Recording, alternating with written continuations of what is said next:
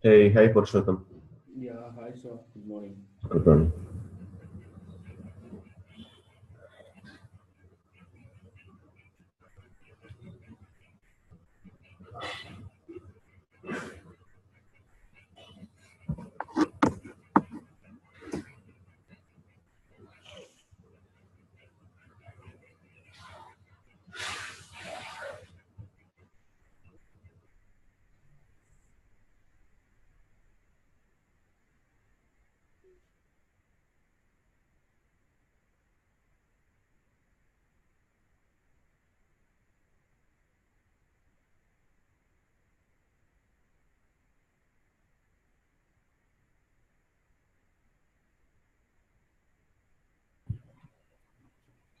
Good morning, Shiva.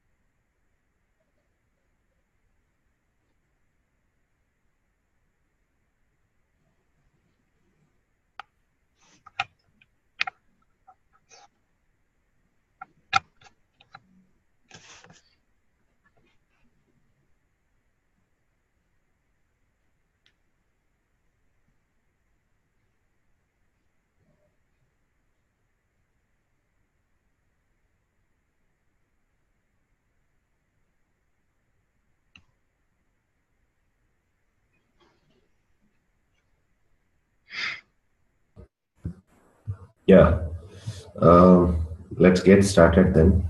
I think at least few people joined.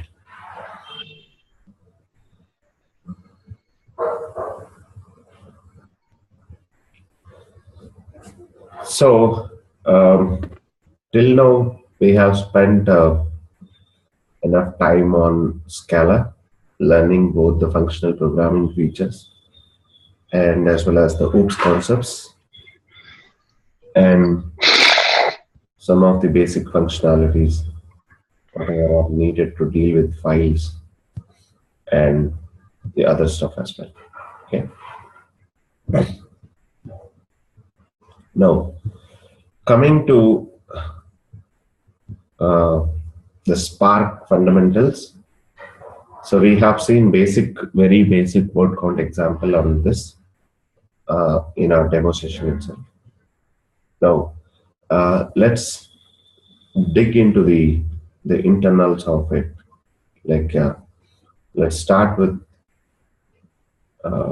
Spark installation.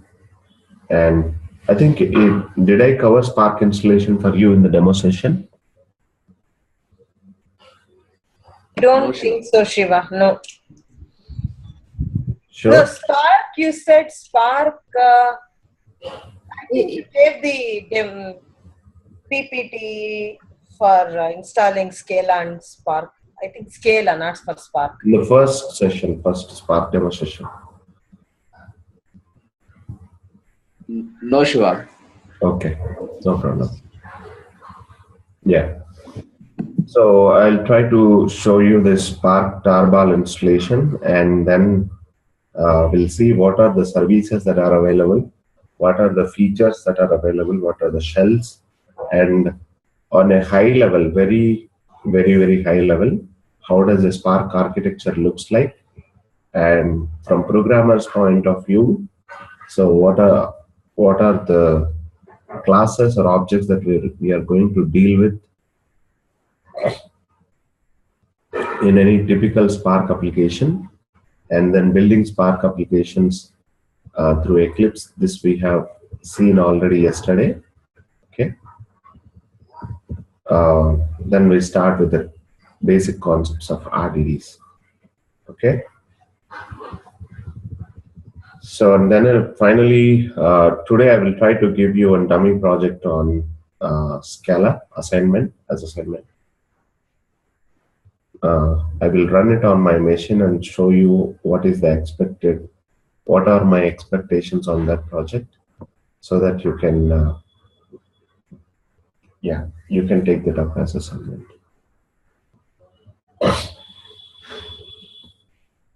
Okay. Yeah. So I will spend last 10 minutes on that. Before that, let me continue with Spark. Okay. So I think most of these things are already discussed in the demo session. Spark features. So it's written in Scala. The underlying programming language for Scala is Java. And Java's notion is that write once, run anywhere. The same way. So if you write in Scala, even Scala also runs in JVM. So it can run on the Java virtual machine. It's a platform independent. And Spark can be used from Python, meaning you can write it in Python programming language, Scala, and as well as Java. And this one you might have seen, like, so Spark can also be written in R language. Okay, Spark can be programmed with R as well. Okay, but not Scala, I think. So prerequisite for installing and running Spark. So you should have a JDK minimum 6 or 7. The preferred one is 7, JDK 7. So with JDK 6, you will get some kind of version integrity issues. And Scala 10 or above. And in case if you are going to deal with Python, so you need a Python also to be installed. By default, your quick start VM comes with all these things installed. And so let's see the first very basic simple installation. Your Spark on your quick start VM anyway comes with Yarn integrated and standalone mode, 2 different ways as well. Yeah, I will show you the Yarn integration a bit later, but for now we'll see the standalone one. And in case if you don't want to deal with the HDFS file system, you don't even need to have your Hadoop to be installed on this. A plain standalone Spark can also be installed, and you can run without the need for HDFS, but that is not the case. In real time, most of the scenarios, in 99% of the scenarios, the Hadoop clusters. So since Hadoop came into picture in the big data problems long back, so in every enterprise, you will see the Hadoop cluster already existing. On top of the existing Hadoop cluster, they will install Spark as well. Okay, so that's the reason where you see always Spark installed on the same Hadoop cluster. So you need the integrity between Spark and your HDFS, and to deal with file system, and you need Spark's integration with Yarn to deal with the resource management. So these two are like in any enterprise organization clusters, these two are like inseparable components.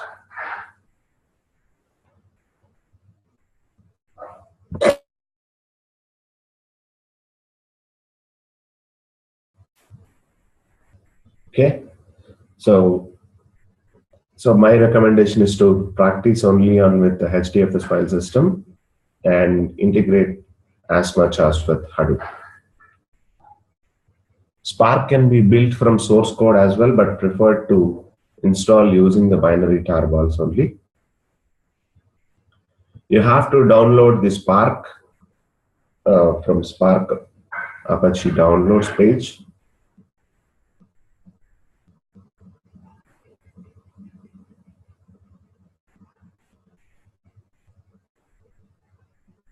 Yep.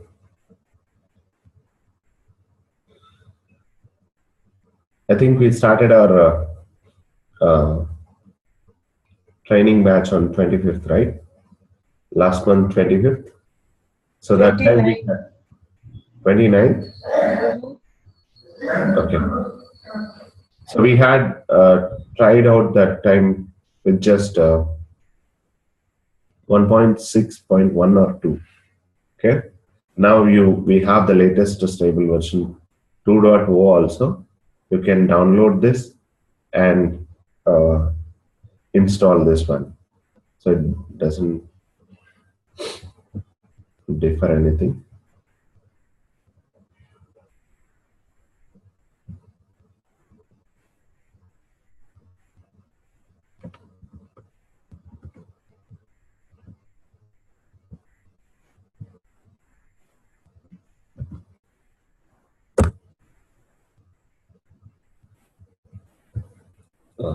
I have a network issue.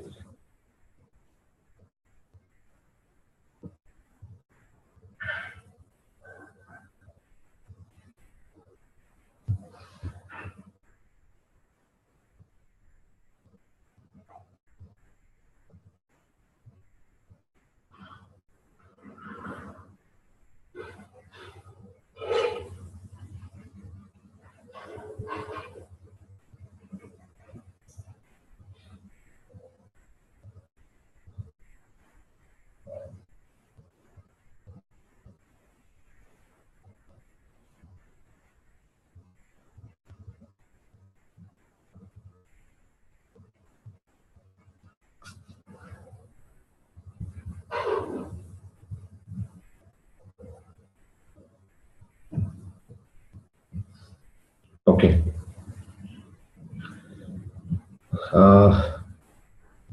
Yeah, seems like there is some network issue on this. Not a problem. I will show with 1.6. Otherwise, you can. I can share my system. You can show it on my system. No, the network will take some time. No need. I will show it with the previous version 1.6.1. So the installation steps are same for any release. Okay, release wise. So now we just have to download and install it. How does it work? Yeah. I'm going to show you that. Okay.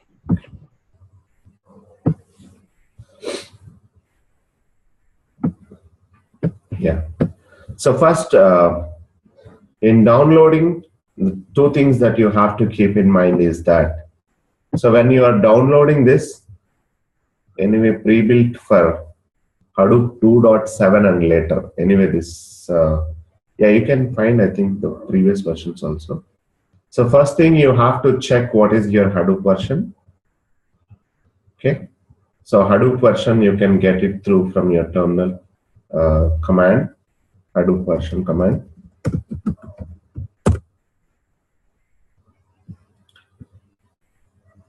So I have Hadoop 2.5 or above. So this means Hadoop 2.5 in my CDH 5.3. So in this, what I have to do is I have to select, in case if you guys want to try with the latest one 2.0, so I have to download pre-built for Hadoop 2.4 and later. This is 2.4 and later, and this is pre-built for 2.6 and later. Okay, so don't think that this is suitable only for 2.6. Okay, so this one you can download it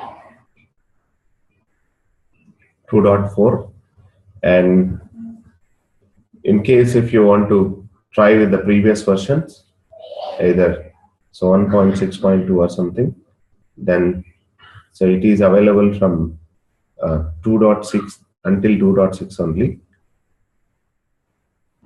So based on your Hadoop version, you have to download the pre-built for 2.0 version. Okay. And here, so just download the direct download, and you should have a tar.gz file. Okay. So download Spark link.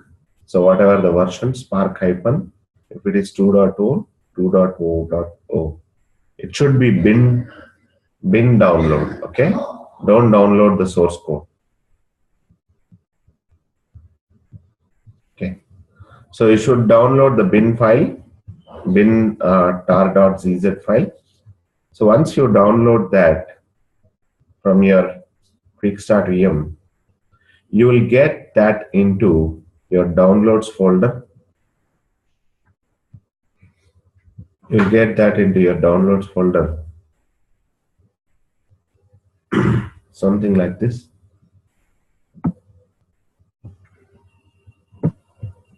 This way. So I have Spark 1.6.1 hyphen bin hyphen Hadoop 2.6 dot tgz. Okay.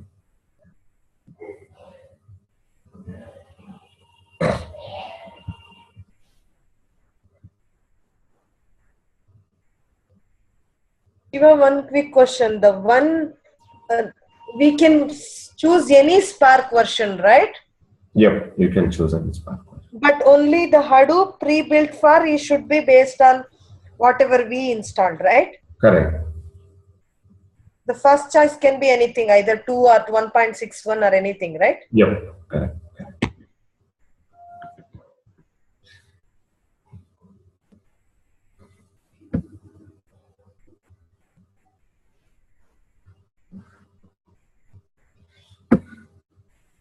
Okay.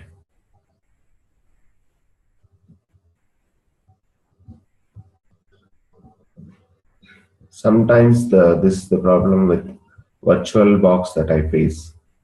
So I never face issues with VMware, but sometimes I face this issues with this thing.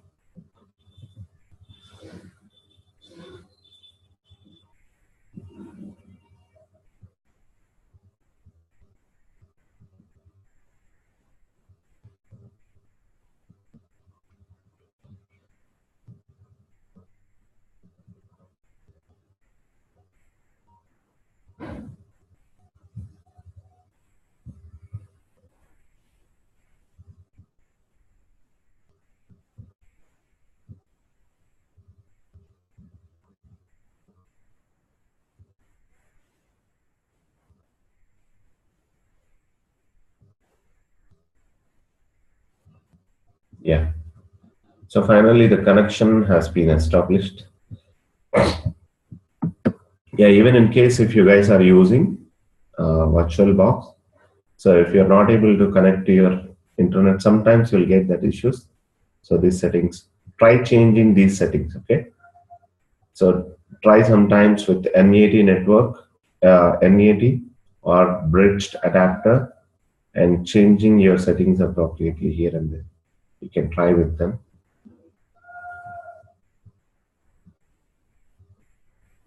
I have this issue, Shiva. I didn't know that with that, because it automatically used to disconnect from Wi-Fi.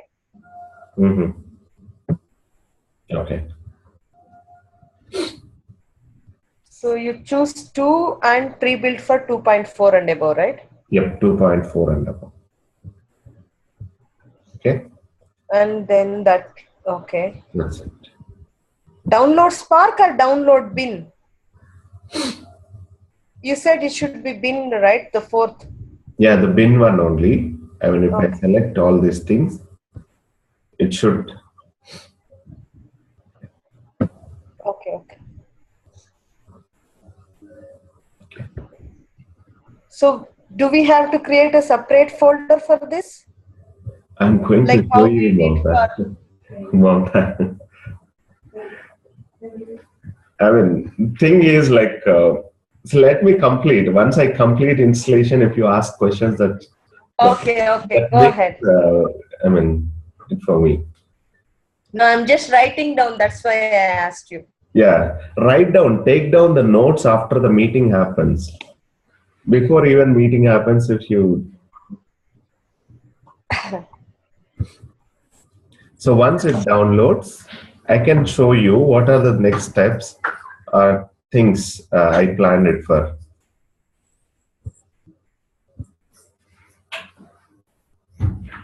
Okay, meanwhile, I will show with the help of this. Okay, not an issue.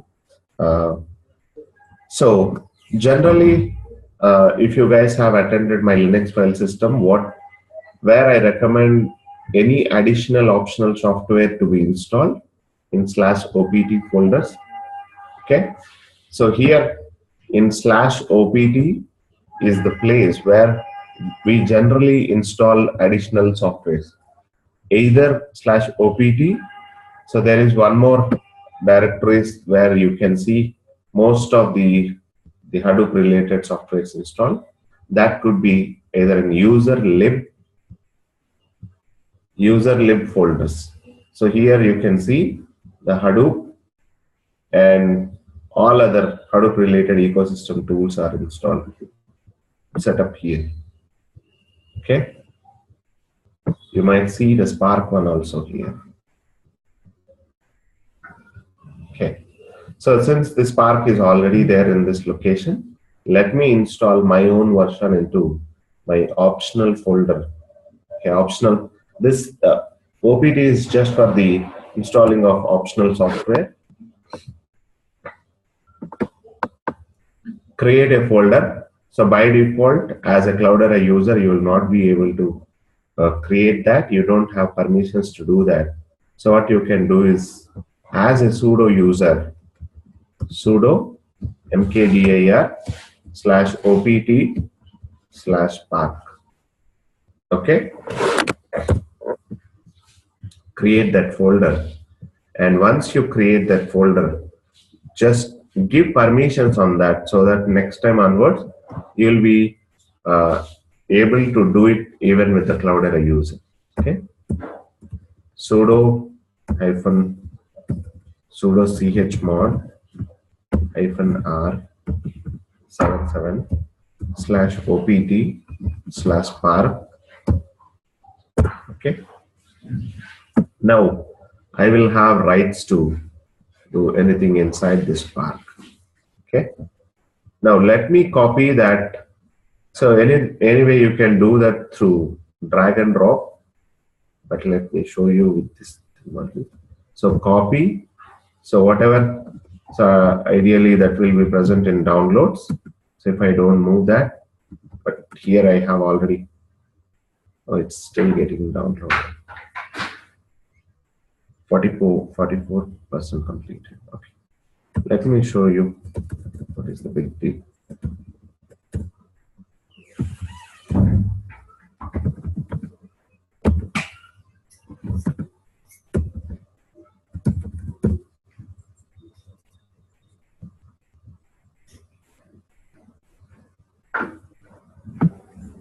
Yeah, it's there in my home folder.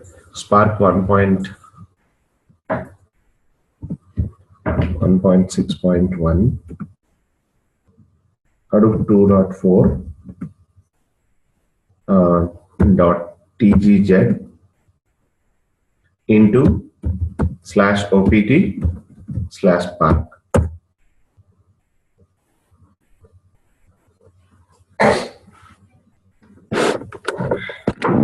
Okay. So by default, your quick start VM anyway comes with Spark installed already. So this is the one that I'm showing you to play with any version of Spark that you want. Okay. So generally, after a few months anyway, your Spark version will get outdated on your quick start VM, and installing a new Spark version is not a matter of more than 5 to 10 minutes. That's why it's better, even you should be aware of it. Basic binary tarvals installation. You don't need to manage all the configurations on the cluster level, and that stuff you don't need for a developer's point of view. Okay? So that's the reason I'm trying to show you this. /opt/spark, change it to here, untar this, tar minus xzf.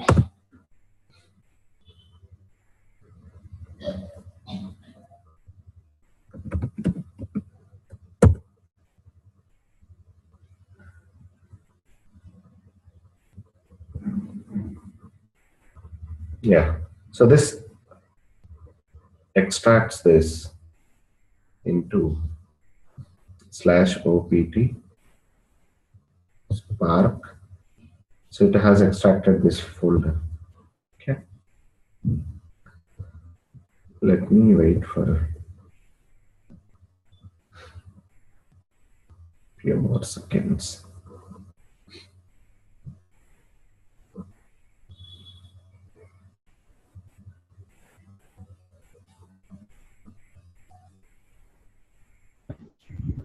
Okay. What is the What is it? What is your question, Mamta? What is the command to unzip this? Here. Okay, tar and that file name, right? What is the X? Tar minus xgf, X for extract, Z for suppress the messages, F is for force. XZF and the file name, right? Yeah. Okay, thank you.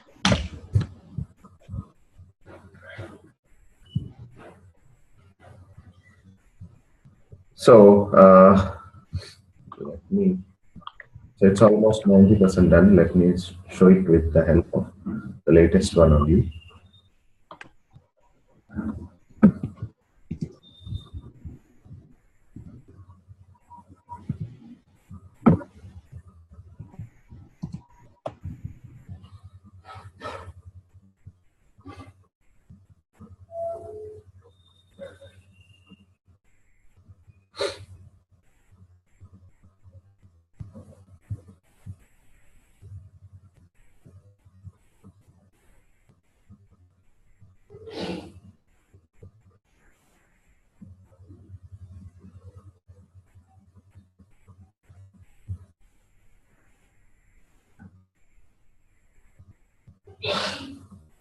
Oh, but did I download it for Hadoop 2.7?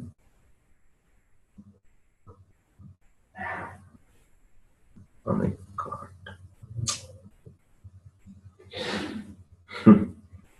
Okay. Sorry, it's my bad. I downloaded it against the 2.7 version. Okay, let that happen. Not a problem.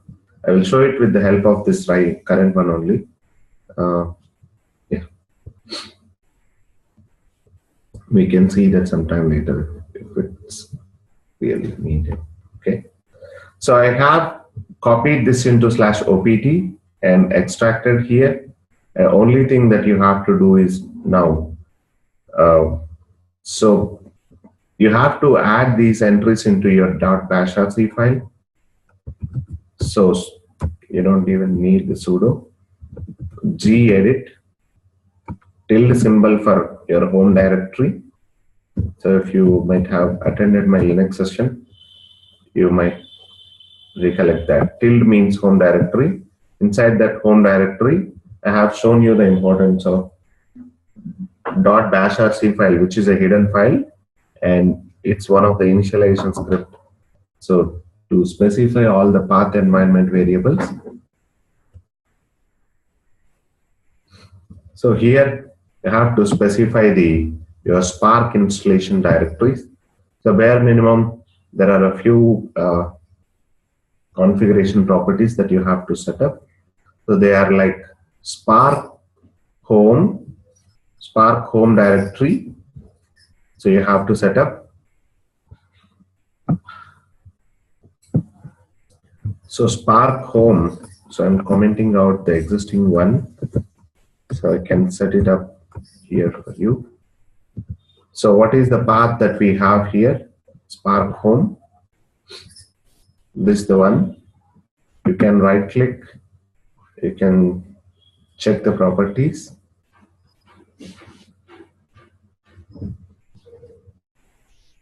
You'll get the path of it here, the location. So take this location and use that location here.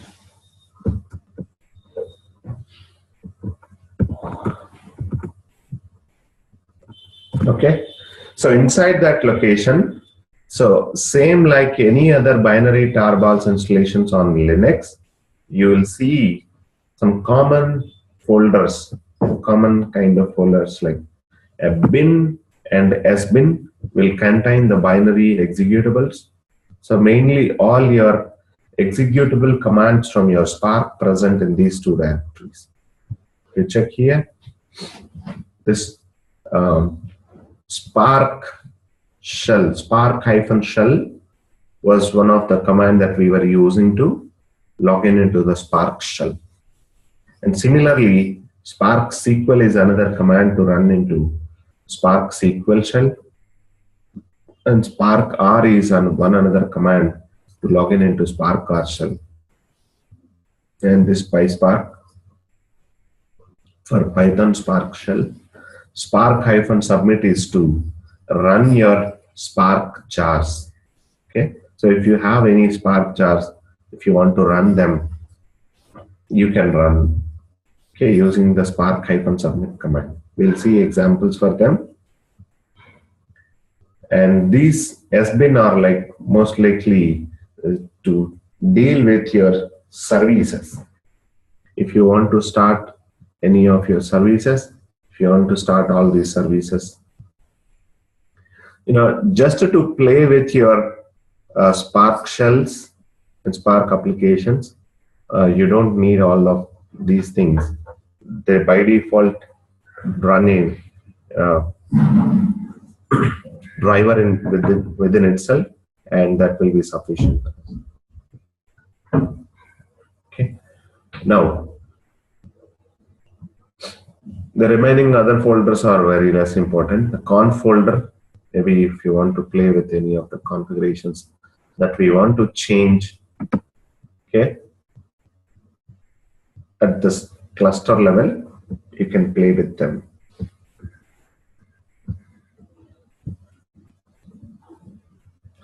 For now, you don't need to worry about all other stuff. Okay. Yeah, Spark 1.5 onwards, 1.5.2 onwards, you can see even the R language, R libraries integrated with your Spark itself.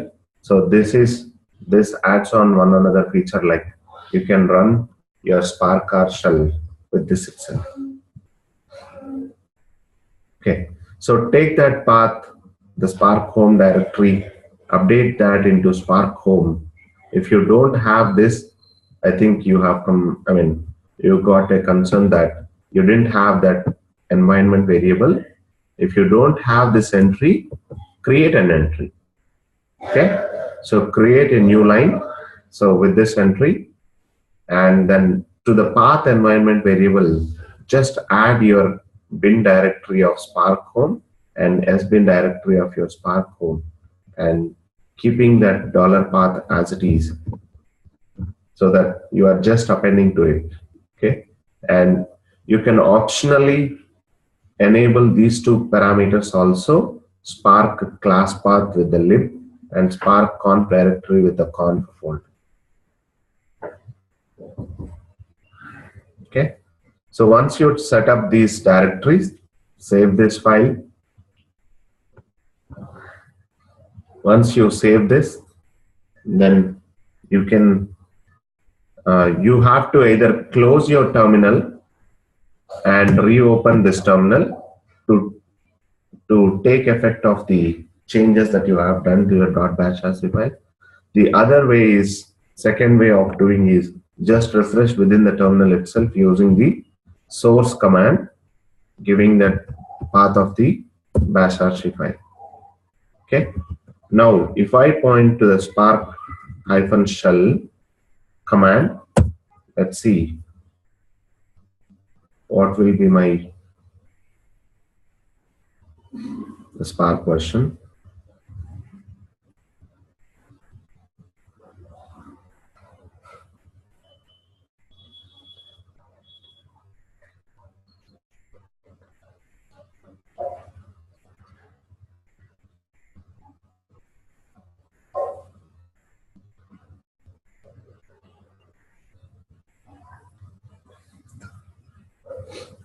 So it's pointing to 1.6.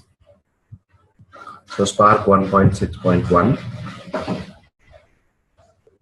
So Spark class path was detected too. So this is the one that we have set up, right?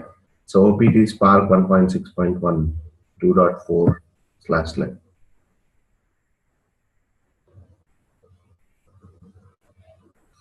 Now in the latest versions, it's even giving you the message that you don't even need to set as that Spark class path for us.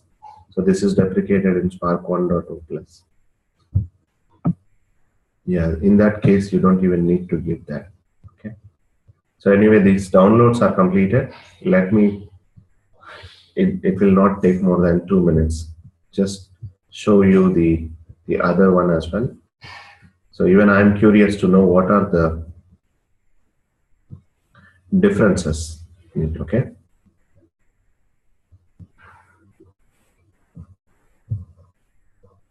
Something I did lost.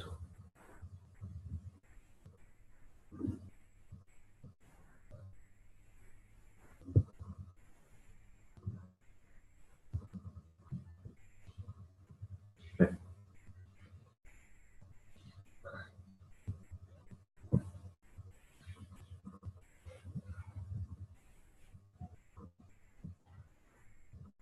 Something I did, I lost my this right side.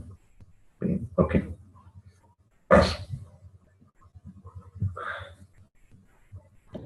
Shiva, do you have to say dollar for the Spark? What is dollar?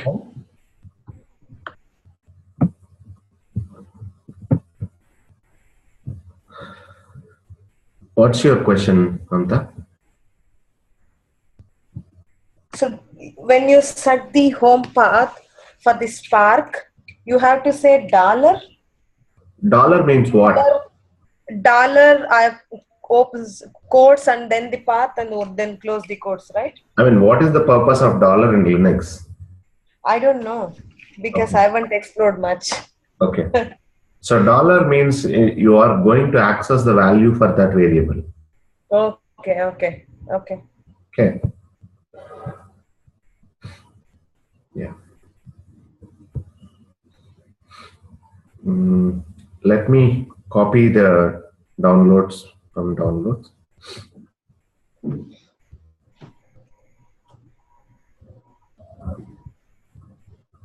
So I close the Spark shell. So copy from downloads Spark 2.4 and above into /opt /spark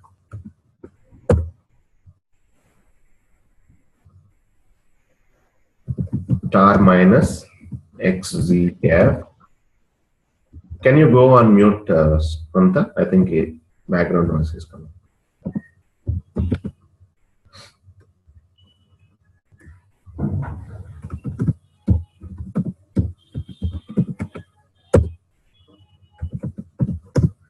Tar minus XEF.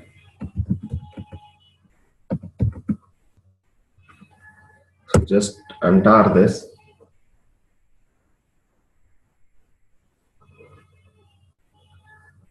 So you can see this, the folder 2.0 bin. This is the folder, this is the tar.gz file. So you can take that gedit. So .bashac file. Let me point to the latest one only.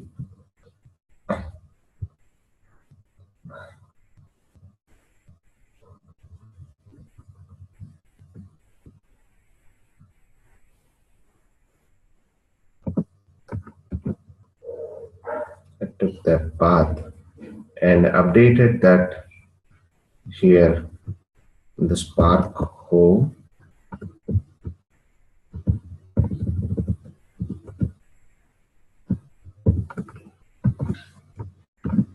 Okay, so now I have the latest 2.0 Spark pointing to it.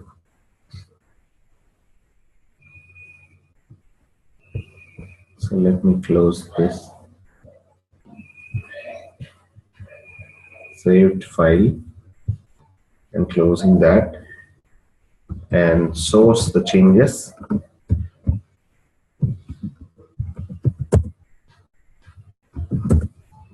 So just try with the Spark shell.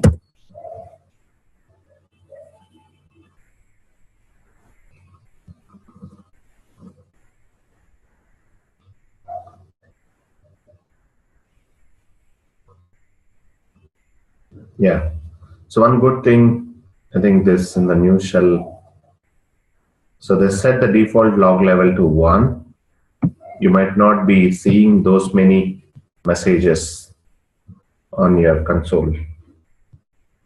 So in case if you want, if we need to change that log level, we can anyway always change using this. So Spark context.set log level. Here in the Spark shell, by default, if you will see lots and lots of messages.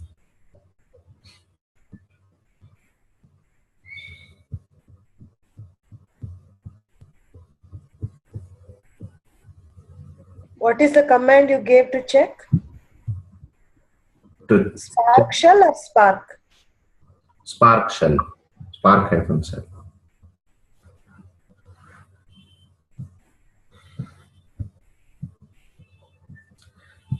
So you're not listening to it, Mamta, or you're just trying to mimic the same thing at the same time. First, I want you to concentrate, and then you repeat the session after it. Because I mean, I'm not worried about your questions. I'm worried about others. They might get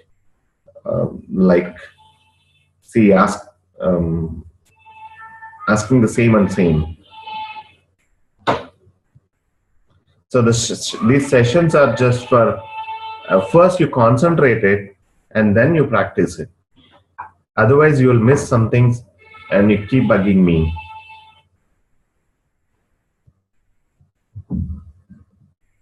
Okay. Yeah. So now it's pointing to 2.0. And yeah, one good thing that I noticed in this is by default it set the log level to 1. Now I relatively have very less log messages on my console. Otherwise, every time we were like, so we were lost in these messages in the previous versions. So at least one good difference that I got after upgrading to it. Okay. Of course, you can do that in the previous version also.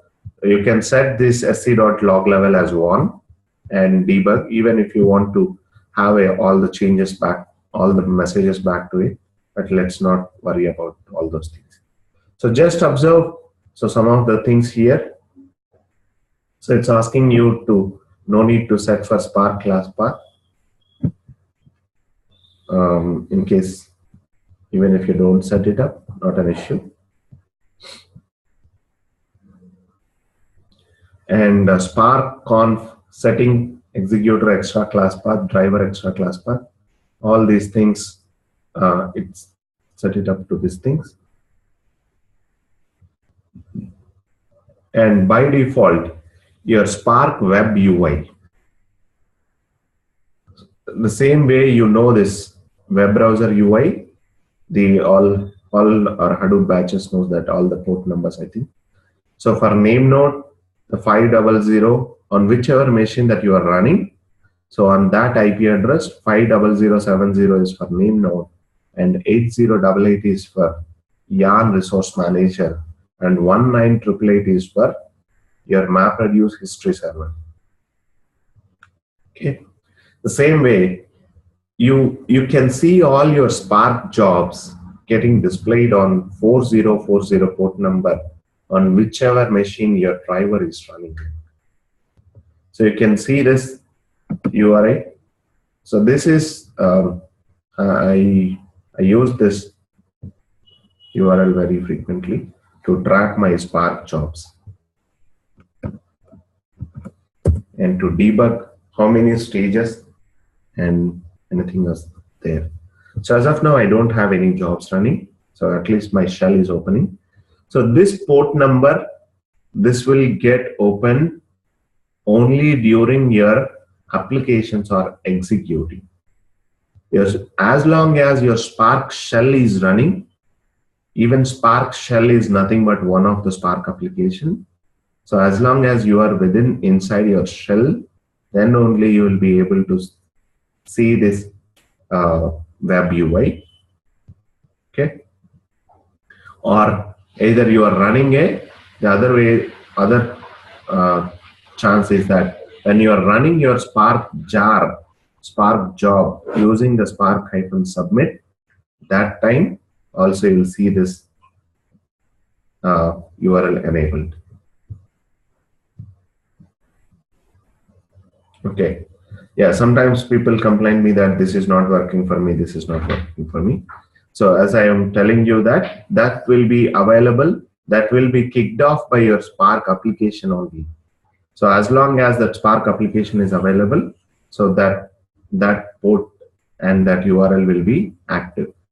And this URL will be separate for each Spark application. This is application level URL. So in case now, if you are submitting when your Spark shell is active, and if you are submitting your one more Spark job, you will see a port number 4041 will get allocated. This is like a MR app master URL, application master URL. Okay, so this is also an application level URL. So for every application, you will see if this port number is not available 4040 on this IP address, then the next port number it looks for is 4041.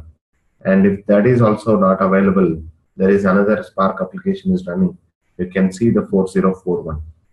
Then you might ask me, how can I check the what is my port number when I submitted my job? There is no other option. You have to check in your log messages. You will definitely get that in your log messages, that what is the port number, what is the web UI, where you can track your jobs.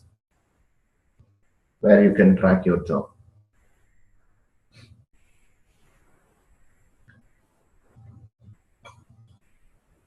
But at least for now, as long as you are in a shell, so keep practicing in shell. And when you are in shell, you will anyway have this. We can see that. We can compare our jobs and the stages. We can explore more on that. So now you have your Spark shell with the Scala interpreted language as the backbone. Similarly, you have other shells also. So for Spark SQL, we have this Spark SQL shell. Okay. It should point to the same Spark version. And PySpark is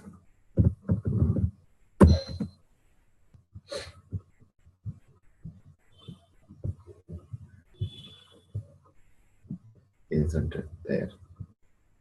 It's there, but lowercase.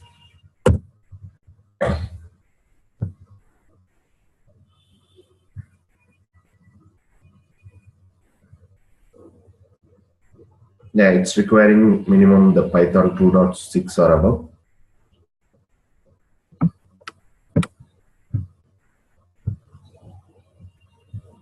This is your Spark SQL cell. So as far as I remember, from the latest releases of Spark are coming with automatic integration of Hive. If not, we have to do a basic change. Yeah. So successfully started service Spark UI on port number 4042. You see, you have seen that.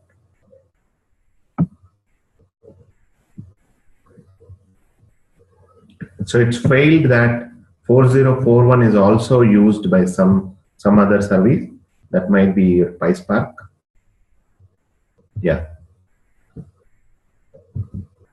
Can you see this difference now?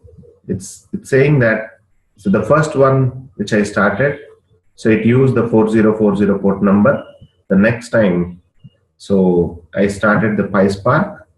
The PySpark, it tried to check that whether it can run that Spark UI on 4040.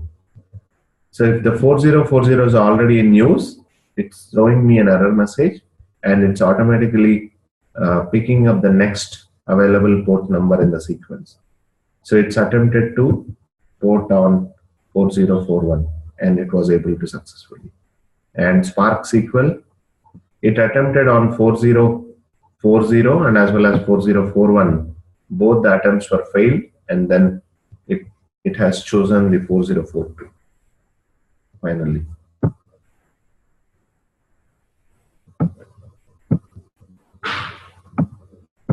You can find those URLs also here.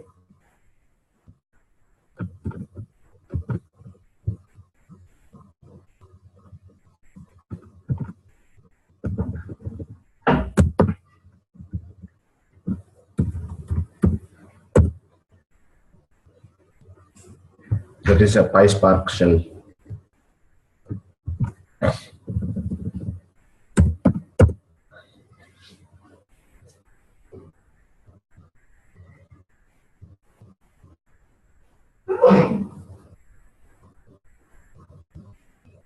Okay.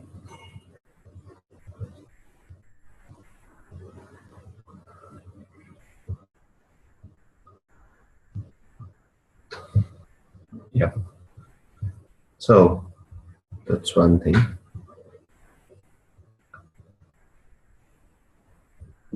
So as long as all these things are running, so you can successfully confirm that your Spark is running. Okay.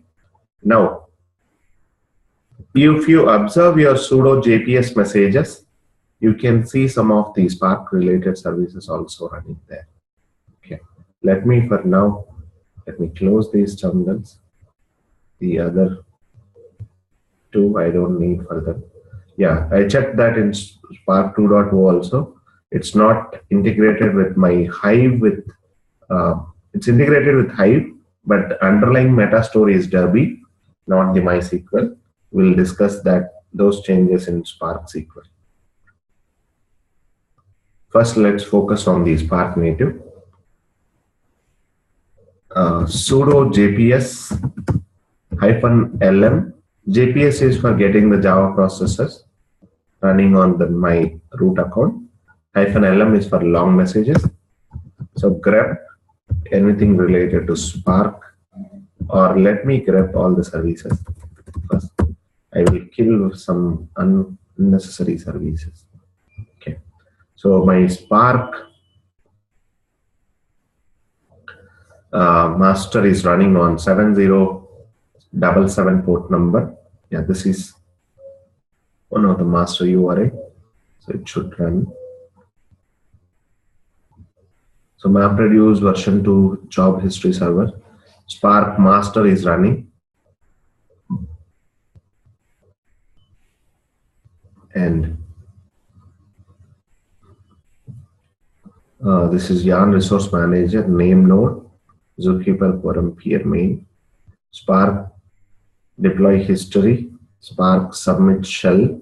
This is my shell application. Okay.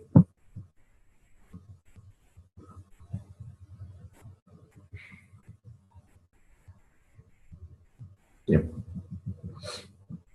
Yeah. So I have my master service running, my worker service running, and this is for shell. Okay, let's not worry about that.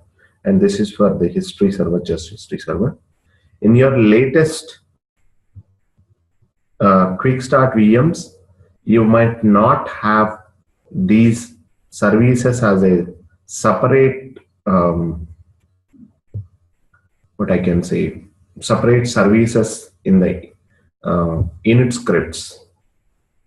That's why you might not see all of them running in case if you have opened your quick start VM, the latest VMs, they have suppressed all these services. They're just giving you the Spark shell access, and you can even run your Spark submits, but they didn't enable some of these services in your init scripts.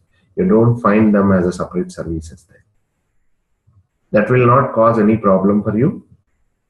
Don't worry about that. So in case if you want to play with them, like start, stop, to do all those things. So you can do sudo service spark-master status to check the status whether it's running fine or not. This way.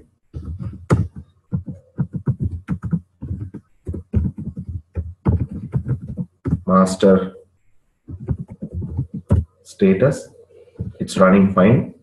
So if it is not running, you can use the start command to start it. If you want to stop it, you can use the stop command.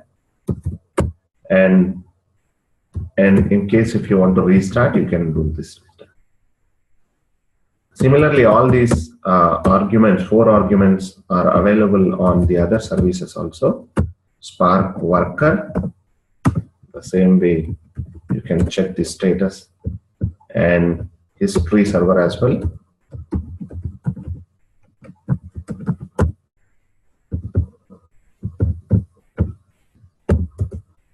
Okay, this is also running.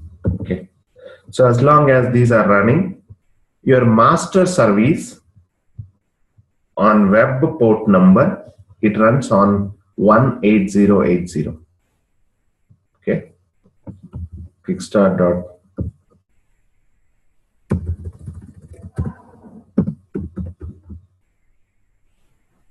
So master runs on 18080 and worker runs on 18081 and history server runs on 18088. Okay, so these will be again available only when your Spark master service is running. In case if it is not available on your machines, don't worry about them. At least in your real-time cluster, you will be able to see them, they are running.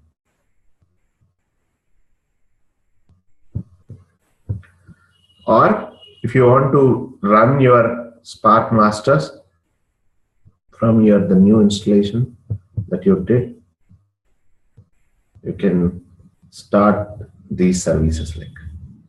So you can start hyphen specify, there is your master, spark daemon.sh, start all.sh, start history server.sh. Yeah, start hyphen master.sh. This will start your latest version of your master.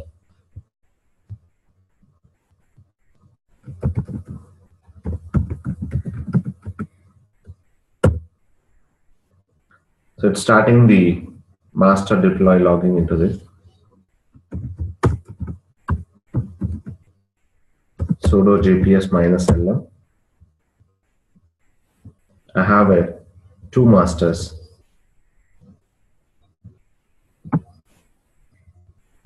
This is the one just now I kicked off. 8157. So host is this one, port is 7077. Web UI port number is 8080. How come? Did it changed? It was 18080 earlier. I think in these are the changes that I would like to know. That's why every batch I will teach with the latest versions. Okay, good. So it's running now. The latest port number is like one, instead of 18080, it's 8080. And the reason why I feel like the 7077 got changed to 7079. So this is already running here. So that's why I think it might got changed to that. You can check those log messages. So what is happened? So when you started this, so it is telling you itself that logging into this so and so file. You can open this path in OPT Spark inside the logs under the same folder. Go to the logs file and open this, and you can see the observation messages.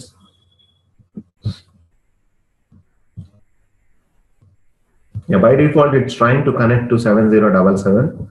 Maybe since that is not available, Spark Master could not bind on 7077, attempting to port 7078 and then 7079. Seems like there are some, yeah, because those port numbers are already used by other Spark Master, right? So are you getting it or getting confused? Because I'm showing you two different versions of Spark at the same time. One is that shipped with the default Quickstart VM, which is very old version. The Spark Master, if you see here, yeah, the reason why it was not able to connect 7077 is that, so master is running on 7077 and worker is running on 7078. And the Spark version here, it is, see, Spark 1.2.4. Yeah, I started my applications from that version onwards.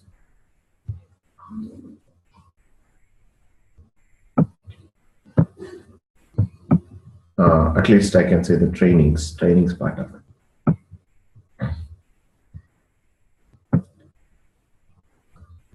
So this is Spark 2.0 and this is Spark 1.2.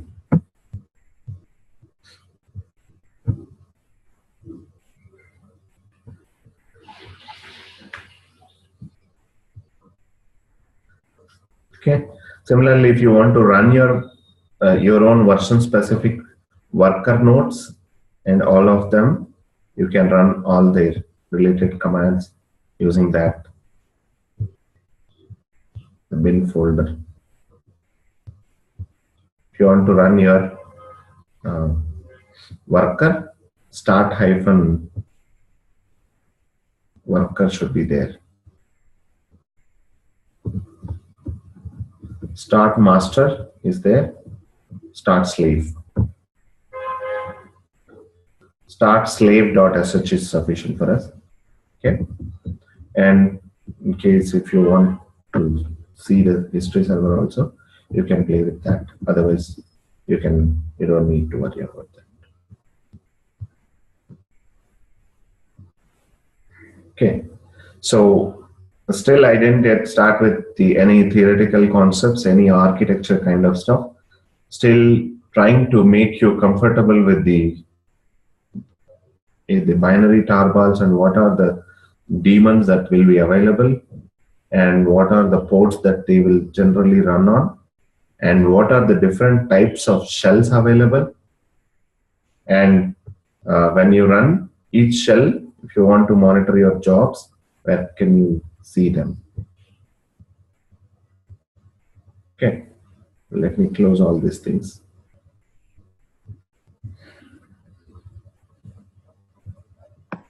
We have to manually run these services, Shiva? Real time? Yeah, like while practicing, what is the scenario? What is the scenario in real time? Shiva Mama. In real time, I think your kid is calling me.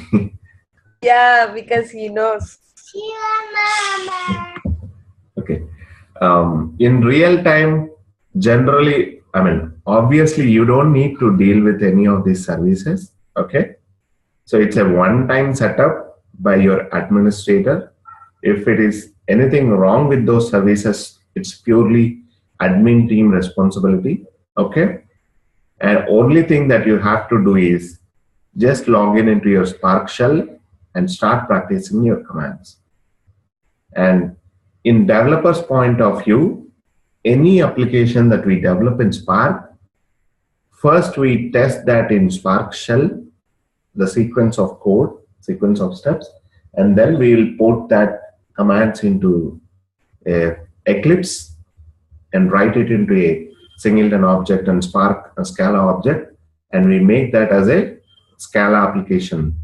So then we build a jar out of it, and then we run it on the terminal. Okay, so that's the development execution cycle. Now, coming to your practicing point of view,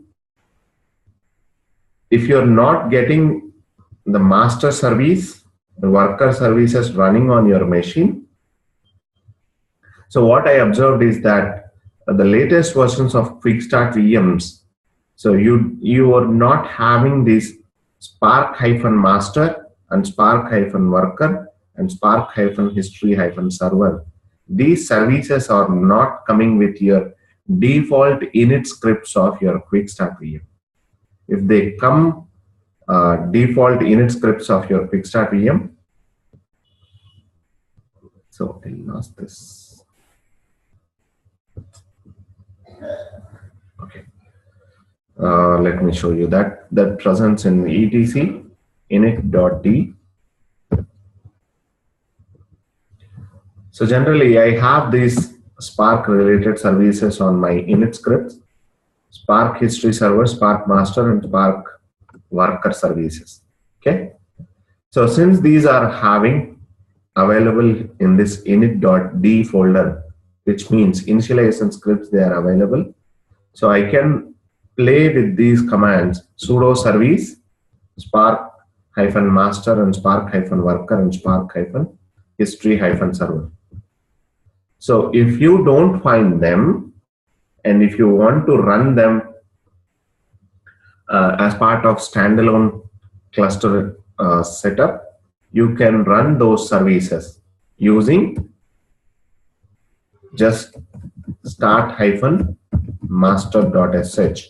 Just run this command. And similarly, start-slave.sh. That's it.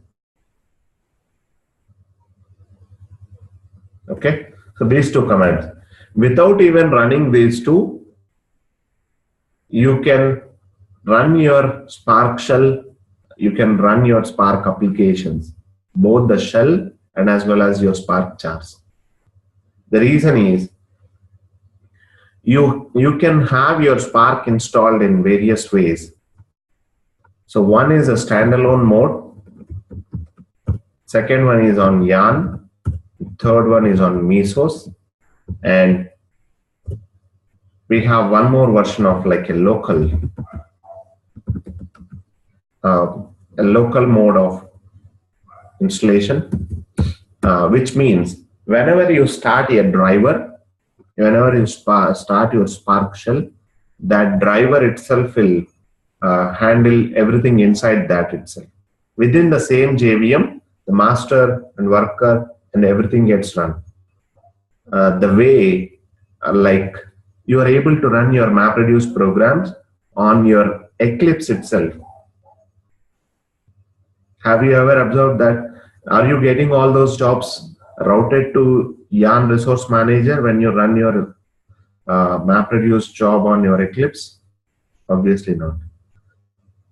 And where is it referring to the file system? It's not even referring to the HDFS. Everything within the Eclipse, that is a local copy of within the same JVM, it runs all the services. That is nothing but Pseudo. That's a standalone mode for MR. Yep. Okay. So now this here standalone mode of Spark means is separate. Here the standalone mode of Spark means it's not exactly the same. There we call both the standalone mode and local mode of MapReduce means it's the same purpose. It's the same meaning. But here standalone Spark installation means Spark will have its own master service running and its own worker services running. You guys know that this is a master-slave architecture. So there should be one master and multiple slaves if you run it using the standalone architecture.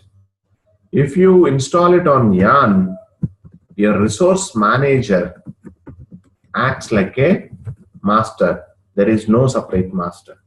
And all your node managers, on node managers, worker services will be running.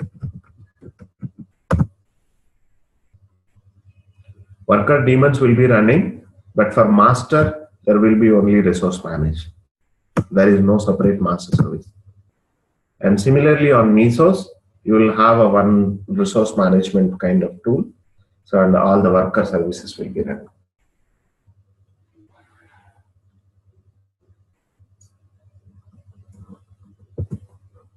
And in my training sessions, I'm very least bothered about Mesos. Yeah, I haven't observed ever like it's being widely used in real time. So mostly you will find 95% of the scenarios on Yarn only. Okay. When you are running standalone mode, then only you will see a separate service for master and the slave services. You have to invoke them. Otherwise, when you run your Spark shell, so that it will open in the shell itself. Yeah. In local mode, in single JVM, so one basic fundamental thing that you guys have to keep in mind is that anytime if I say local mode, so within same JVM, in one single JVM, you will have all the services running.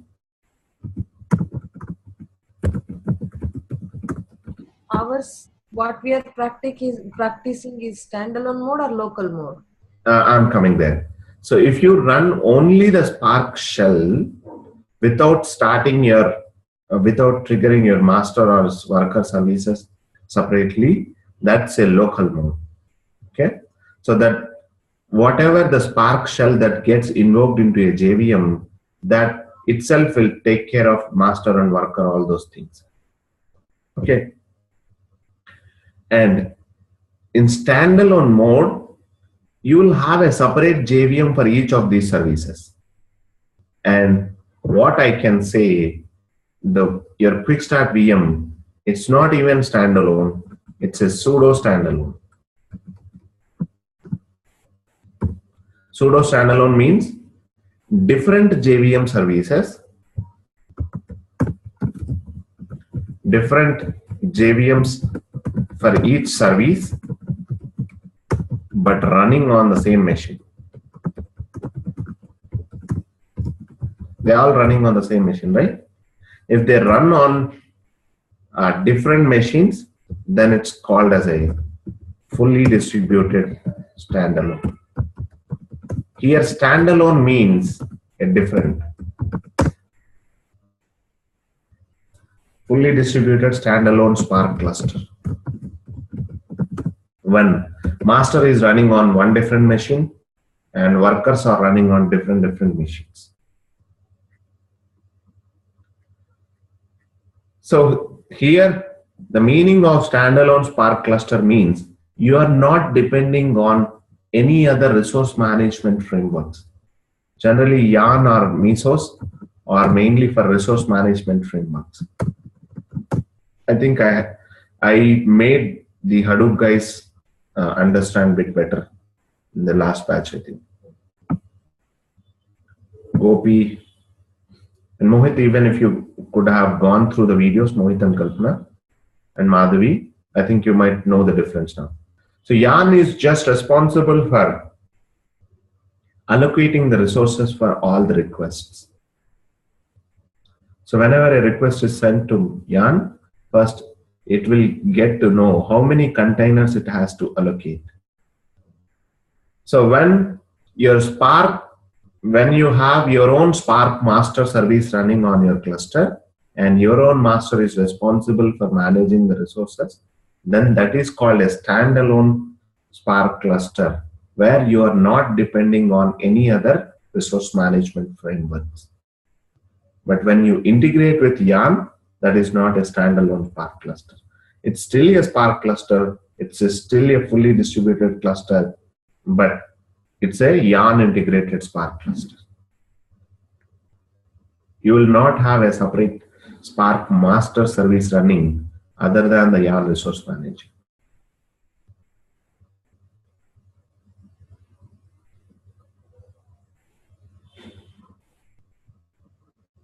Am I pouring too many things all at a time? Are you guys able to catch up? If not, don't worry. If not, don't worry, at least for now. Again, I will repeat all these things in the cluster Spark clustering application. We'll discuss the Spark cluster applications as a separate section again. There, I can again repeat you these things if you're not getting so what is happening here. Okay, so my intention was just today, my agenda, I think I might got distracted.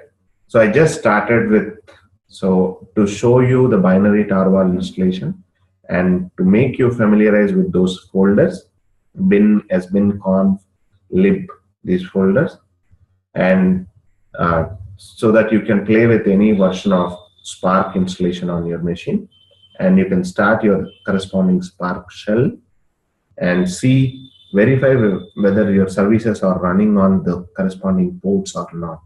Okay. And one problem that I observed in the latest quick start VMs is that they have suppressed these services for standalone mode. So in your quick start VMs, it's not even a standalone mode, it's just a local mode. In your quick start VMs, the latest ones 5.7 or 5.5. 5.7 I didn't verify this, but I observed it in 5.5 and in 5.4 also. I observed that. So it's not a standalone mode, it's a local mode of Spark installation. Okay, but in the old version 1.2 or 1.3, it is it's a standalone, pseudo standalone. I have different JVMs, but running on the same machine.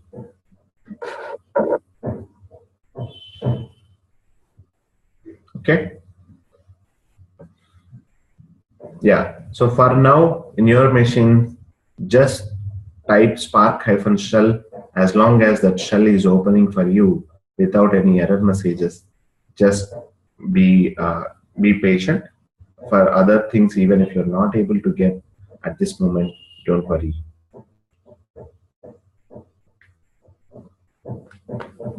Okay, and very basic check you can do after that is, so you can load any file using the text file command, text file method on the Spark context.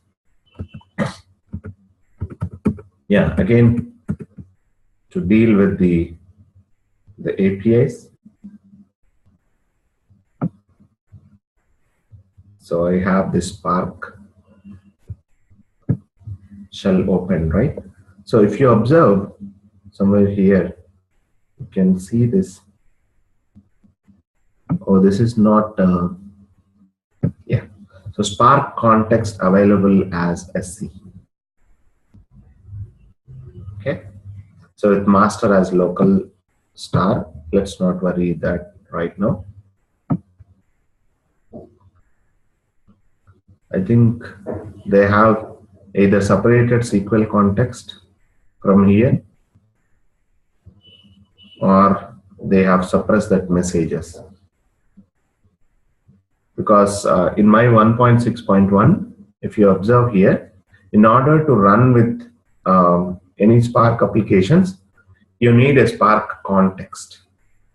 So I have that Spark context here, exposed as SC, Spark context available as SC.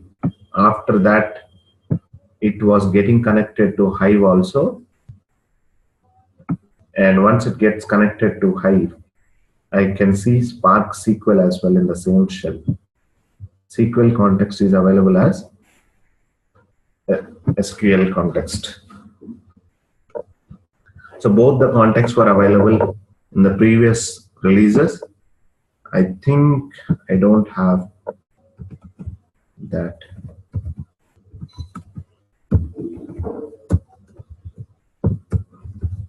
Let me see. Let me just test whether I have this or not in this. Okay, it's clear that SQL context. SQL context is separated out from the Spark shell in the latest release 2.0.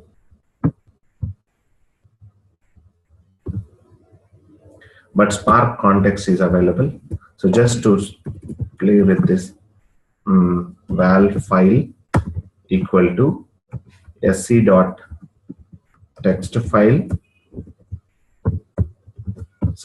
I'm going to read some of the one of the HDFS file. Let's see. Hadoop fs-ls.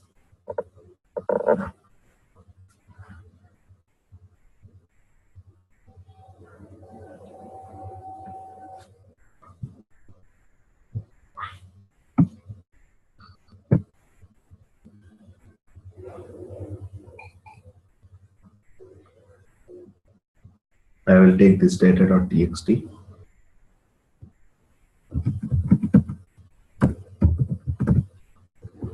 So by default, it's referring to HDFS file path. Okay. So it created an RDD. Let's discuss those RDDs after a while. Maybe next session, if not possible today. Now on this RDD file.rdd, you can get a count of records. How many are there? Oh, okay. It's exactly 10,000 records are there. And if I want to show first,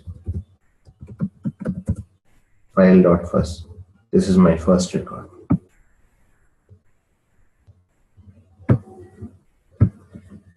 If I want to take some 5 records,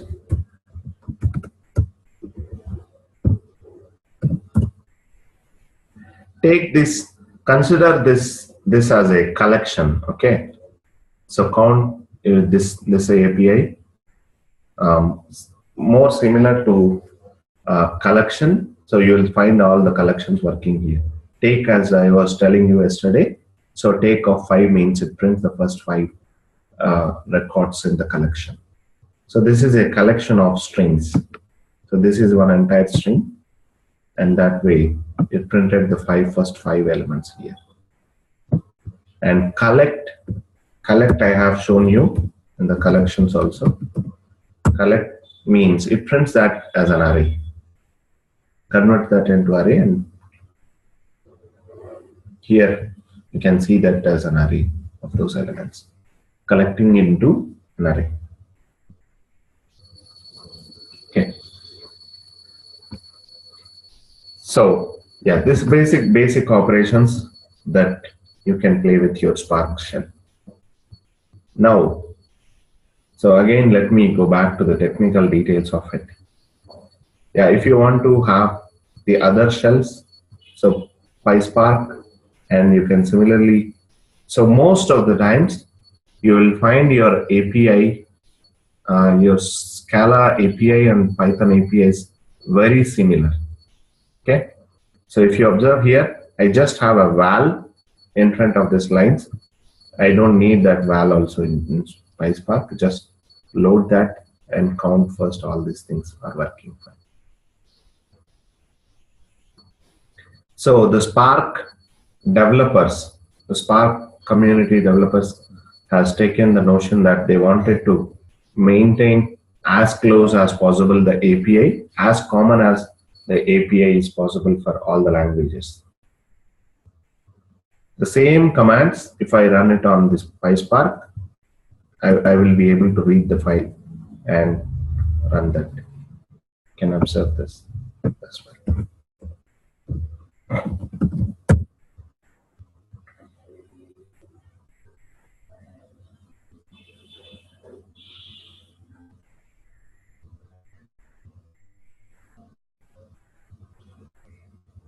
Yeah. Now, if I make that RDB name as this sc.text file, in case if you are not able to see the last line, I'm making this to first. Lines equal to sc.text file of data.txt. Okay, and lines dot count. Found method rdd.count, lines dot first most recent call. Okay, line is not defined.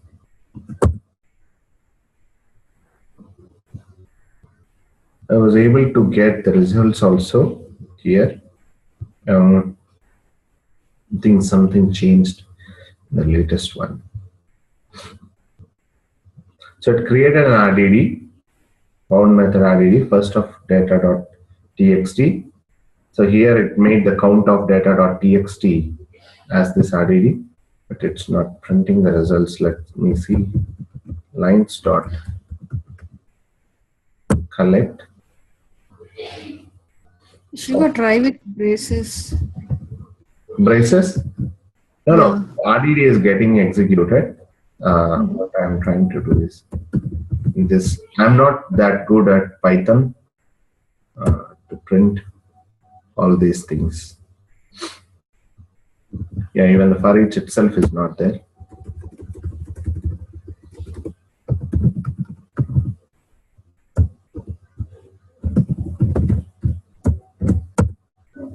Okay, not a problem. I will take a very simple example, which is working with 2.0 also, or I can show you the different version of Spark at the same time.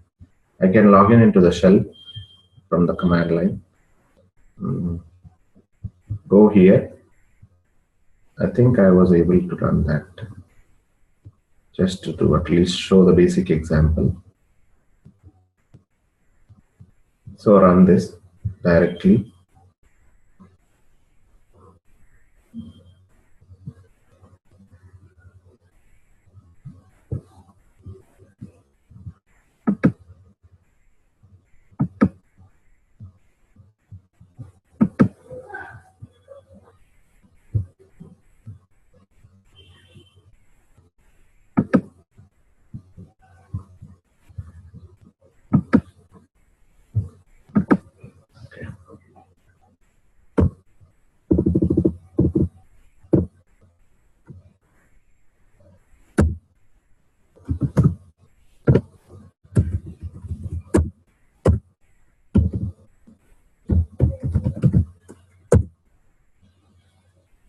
Okay. Import error, no module named py4j. Let's not worry about that.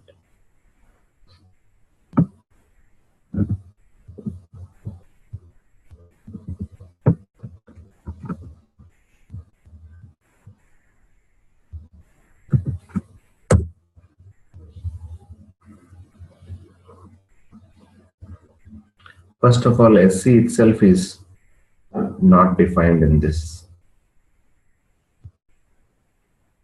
Spark context is not defined in this.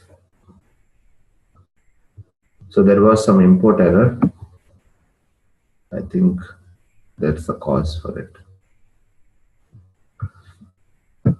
Okay, I will check that basic simple example for your Python so that you can see that in Python shell as well.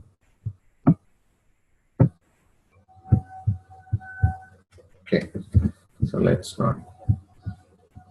Yeah, so you can observe the jobs now, the ones that you have executed so far. First, you loaded that file, so that is not any action. So after that, you ran count. So you got the count in 1 second, and this first record just in 69 milliseconds. Okay, it's like a 0.06 milliseconds, right? So this is a take 5 records. It ran in 72 milliseconds, and collecting everything into array, so it ran in 0.4 seconds. Out of the one, the total count took more time. And you can see how many tasks, how many stages. You will not understand all this right now, but at least this is the place where you can verify all of them. We'll slowly come and explain all these things in very detailed manner as well. So how much input was there? The total input of the data.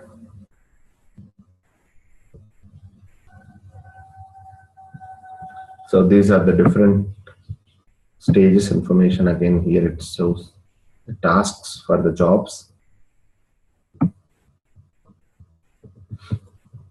Okay.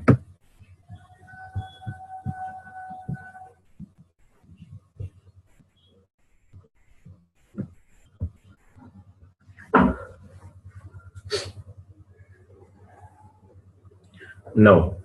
So let's discuss the architecture at very high level. So in any Spark application, you will find one component mandatorily, that is your Spark driver. Spark driver is the program which starts executing your logic. Okay, and it is the responsibility, or it is the entry point for your logic execution. For example, if you're running your commands through Spark shell itself acts like your Spark driver. That itself is a Spark driver. And when you write your the same Spark code into Eclipse and into one of the singleton objects, and if you build it as a jar, then that jar, so in whichever program, the first program, the singleton object that you are going to run, so that is responsible, or that acts as a Spark driver. And that is the one which executes the first line of like a creation of a Spark context, and reading your files will get started there. And the Spark driver will send instructions to first its master. Like, it will not send instructions to master, it takes the help of master to find the available worker nodes. And once it finds the available worker nodes, then it sends, the Spark driver will send the instructions to those workers to run the tasks on them, and Spark workers will run the tasks on their machines, and they will return the results back to your Spark driver. Okay, and Spark driver, if they want to display it on somewhere, or they want to write it onto file, again that will get shared by all the workers, and they all will write that into the files. So it's a typical master-slave architecture. Here So whatever we generally talk about a client machine, right? The client machine submitting the one. So client submits a Spark job. Okay. So inside that Spark job, so that in whichever machine they are submitting the Spark job, that itself will act like a Spark driver that will get submitted to your master. Okay. So Spark master in case of standalone mode and resource manager in case of yarn. Okay. RM in case of yarn. So master will identify what are the worker nodes that are available. And once the workers are available, identified, so your Spark driver will have a direct connection with the workers and it will directly communicate with those workers and get the driver's work done by these workers. And workers actually run the task and the produced results will be sent back to your driver. Okay, and these are the workers are responsible for reading your data from the data nodes or the HDFS, whatever it is, and they are responsible for writing your data onto HDFS.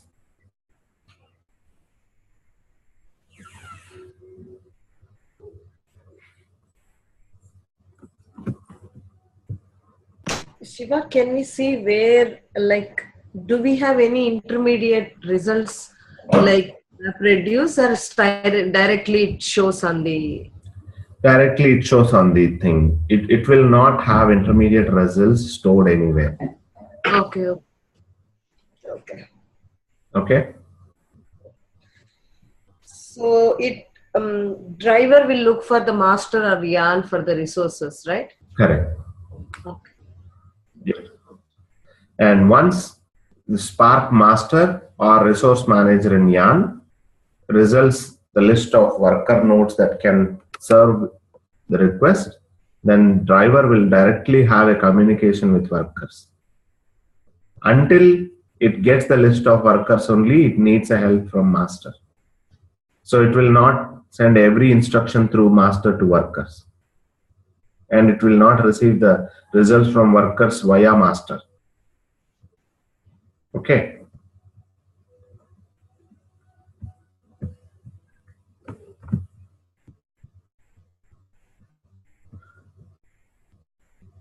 Yeah.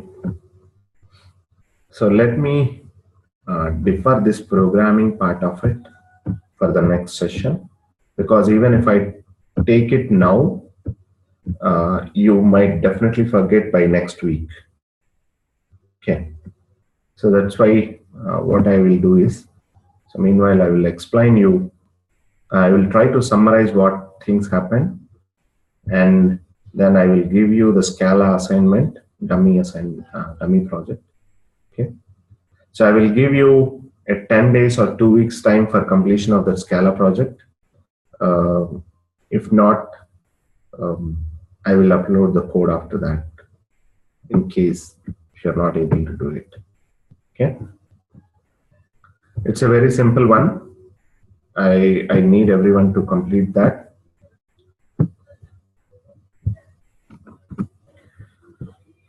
Yeah. So can anyone, I don't want to summarize this. Can anyone summarize what things we discussed? Whether you guys are getting it or not? Anyone? Shiva, this is about the, you're talking about the, okay, the whole thing, right? Whatever we did today. Spark. Yeah, the whole thing that we discussed today. So you started with the download, then we downloaded, then we created a directory, and then we gave the permission for the directory and unzip it. Then we took the bin path, we did it as a Spark home, we assigned that path. You don't need to include that bin folder in Spark home, but include that bin folder in path environment variable. Okay. Then we checked whether the Spark shell we can invoke or not. So we invoked, and then you started talking about this master and worker slaves are available. You said that in new VMs, these are not part of the initial configuration or whatever it is. Yeah. I didn't get the picture. If not, like in the local mode or in the standalone mode, we have to start master and work slave services, Yeah. right? Yeah. So using the start and start master, start hyphen slave, right? Correct. Exactly. Okay. Then you started talking about the different modes, Yeah. local mode, standalone mode, Yeah. yeah, and And messless or something. yep. And Standalone. When you observe Spark master service running separately and Spark worker service running separately, then that means your quick start VM is running Spark in pseudo standalone mode. If you don't have these two running in your machine, that doesn't mean that Spark is not running on your machine. Spark can run on your machine using this local mode. Okay. So Okay. in your quick start VMs, this is the mode of Spark that you have. In my quick start VM, this is the mode of the Spark that I have. That doesn't make any difference in your practicing, in your doing anything. Okay. In real time, we don't be doing in either of these two options. We'll be doing this option. Yeah. Okay. The last thing you spoke was about the Spark driver, right? This is the entry point for the Spark, right? And so then in case of your shell, the shell itself will act as a driver for you. Okay, so then in local mode, it contact master, otherwise yarn manager for the resources. Yep. After getting the resources, like it communicate directly to worker nodes or worker services for the job and to get the results, right? Correct. Yep. So for your question, Mohit, how do we enable pseudo mode in our machine? Yeah. So for you to enable that pseudo mode, what I told you is run those start-master.sh. This will start your master service as a separate daemon and start-slave.sh. These two commands from your terminal, if you run them, you will have a separate master running and separate service running. But I mean, as I was telling you, this will not make any difference in your practicing or in your executions.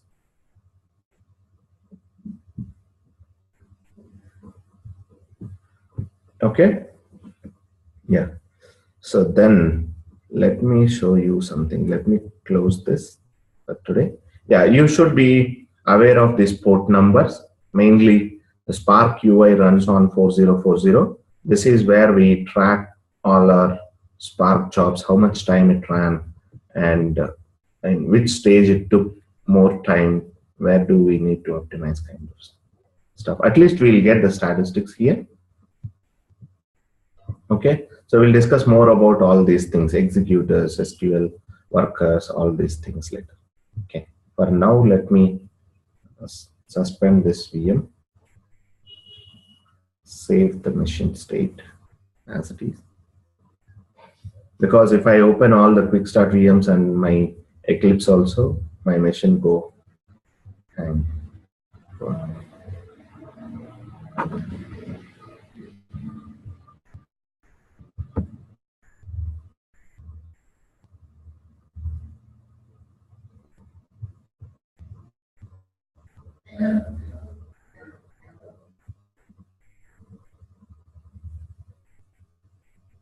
Shiva, I need a favor from you after this class because I need to. How do I uninstall Eclipse?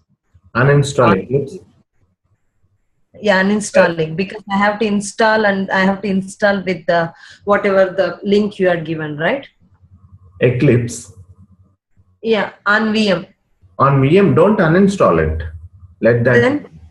So you download it and put it in a different location. Okay. Yeah, don't uninstall it. Okay, so we can choose the same OPT right? Even here, if you observe, This is my Java Eclipse and this is my Scala Eclipse. I have both of them. Okay. So whatever is needed, I will open that. You don't need to uninstall it. Okay. Okay. Thank you. Yeah.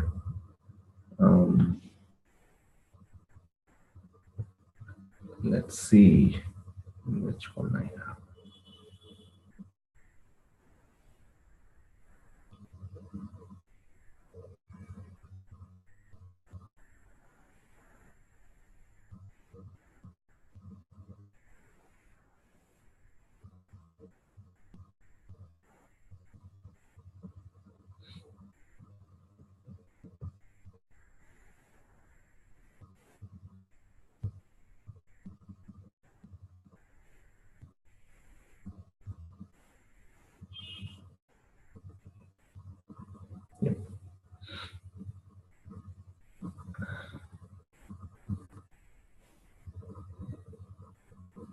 So one of these is, this is the singleton object with main method. I can run this. I need the same kind of output. Okay. So see, so when I run the application, it should prompt the user to enter the size of pizza. If I enter any value like 1, 2, 3, 4, I don't know what are the sizes. First of all, it should show me options too. These are the sizes. Please select size from below: large, small, medium. Now enter the size of pizza again. So let me select a medium. Okay, so medium size pizza. Now enter the type of pizza. I don't know the types. I will simply enter. Then it should prompt me for pan crust, normal, thin crust, cheesy bites, whatever it is. So I will select the thin crust. Oh, I think there is a typo there. Okay, enter what type of sauce you want. So I need Mexican salsa.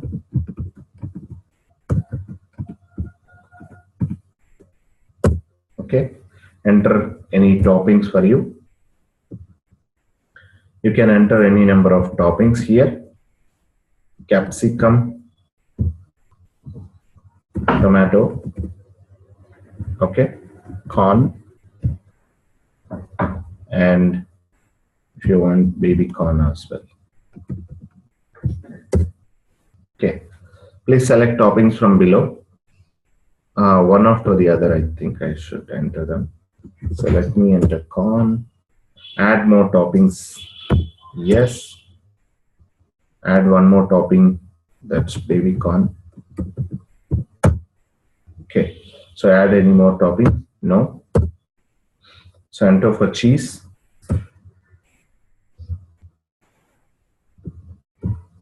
So I will select cream cheese. Okay. So if you want to double cheese, press yes. Otherwise, no. If you want to add one more order, press yes or no. I don't want one more order. I just say yes. So I need my invoice printed like this. What are the things that I ordered? Medium thin crust Mexican salsa, corn, baby corn, cream, cheese.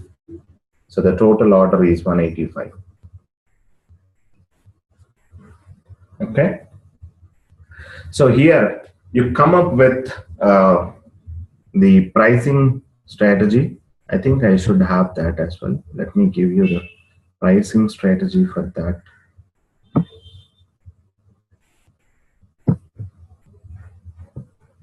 I think I have this.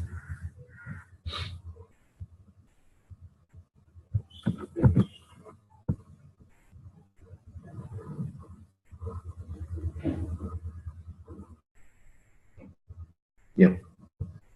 Okay. So this will explain the problem statement. Go through this. What are the prices that you can have? So you can increase the prices if that doesn't make sense to you, because those are very low prices. Then we are going to get pizza for very low price. That's good. Yeah. At least we should feel happy in the programs. That's not good, right? The programs, there should be a way to exchange. Yeah. Okay, I want everyone to submit this. It's not a big task. It's a very simple thing. Only thing is you just have to spend some 10 to 15 hours or so. Shiva, one quick question. How do we get the arguments from user like this? How do you get? Because uh, uh, in other programs we know, like Mm-hmm. in the programs whatever we written in Scala, like we never got a user arguments like this. So Explore it, na? What's a big deal? okay, How to take input from console? okay. Explore it. I'll explore. Scanner.in. I am giving you example anyway. Okay. See, I mean, Okay. this is like setting a path for you. I can't tell. I mean, Okay. I will explore. Thank you.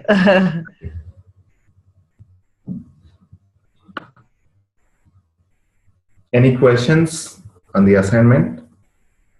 This is the project assignment, and I do have so assignments point of view.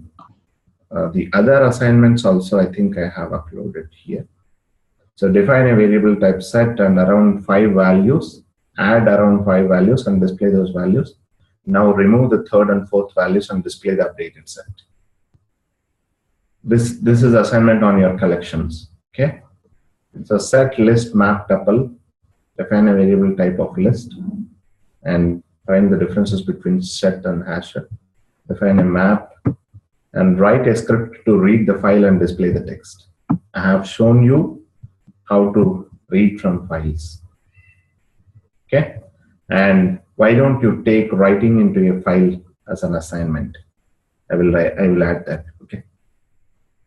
So this one I think you have already completed. The OOPS concepts one. Yeah, I tried when I want to add elements to list. I was saying list.add. Then I came to know that we don't have any insert. I told you, right? List is an immutable one. Yeah, then with two colons, then I could Concatenate.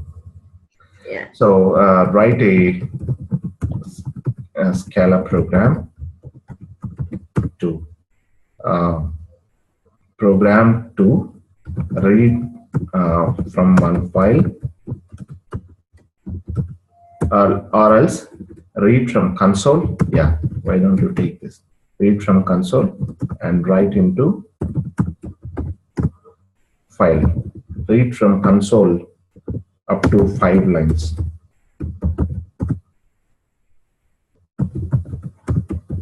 Five lines of text. So if he enters 1 line, so where you should ask, do you have any more text? If you press yes, then take the next text as well. If he again press yes, take the next line as well.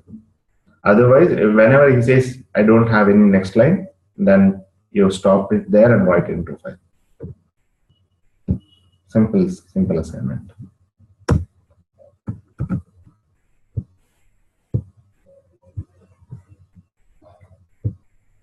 Okay, so I will put it there in your Scala assignments folder. Oh, I think 2 you have already. So let me copy only the third one.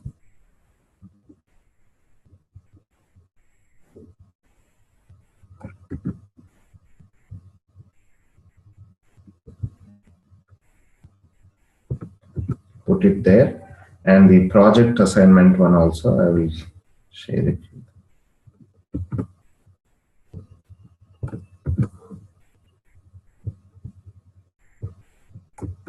For Spark, I want everyone to be, from Spark standpoint, installing Spark, the latest version on your machine, and just as whether you are able to read from a file or not. Okay, so just whatever I have shown you in the session, practice them.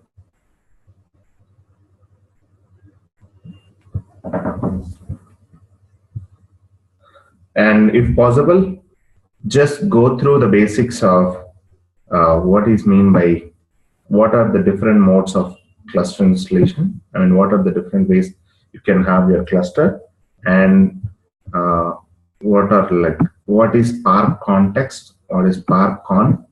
Just try to read over those concepts and come, because you might see like I'm going too much technical. If you already go through it, so it will become a bit easier for me to explain those things. For that, I will copy a book. I think I have that. So let me copy one textbook also for you on Spark. I gave you for Scala, right? Programming Scala book, I think. For similarly, Learning Spark ebook. Okay, so go through this textbook. That should be available there as well.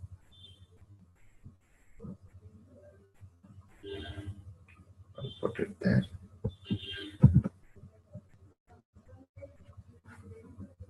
Okay, any questions? So you put it in the, you're already in the drive, right? So Yep. this book. Yep. I placed it in the drive, Google Drive. Okay. Any questions? Again, I have concern from others, for others. No one is speaking. I have two extreme cases here. Are you getting scared when I asked Mamata to sit silent? Or, don't ask me two questions.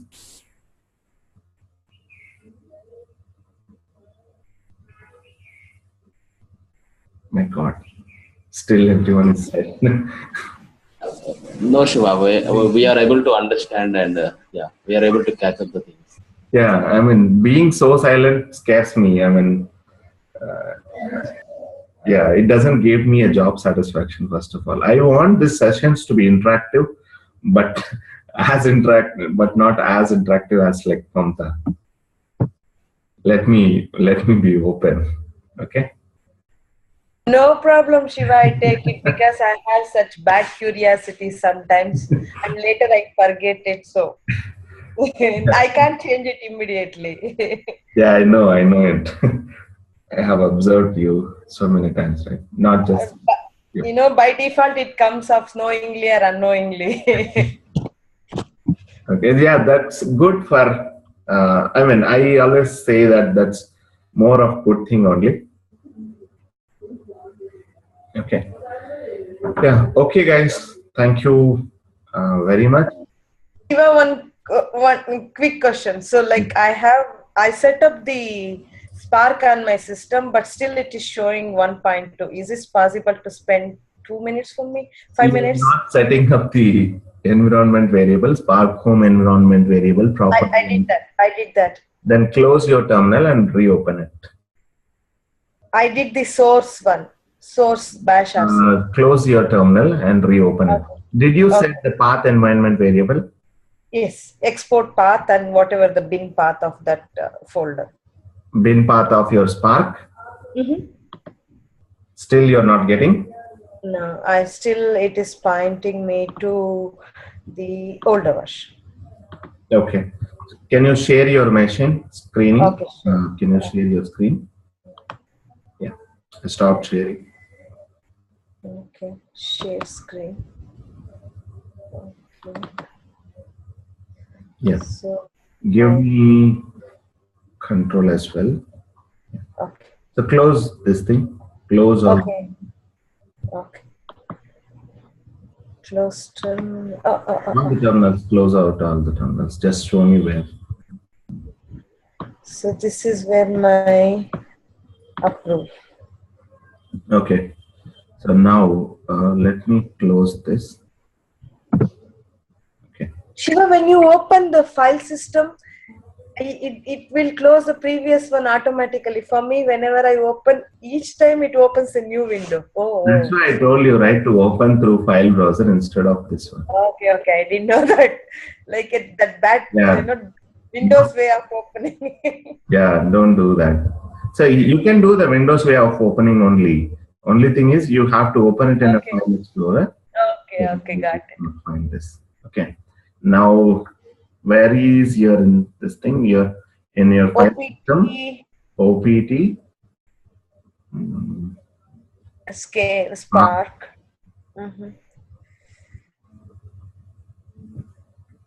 And this is the one that you have. So take this path. Yeah, I did that for bash RC, right? Yeah. Let me show you. So take that path and let me see your dot bash RC. Yeah, gedit, right? Gedit.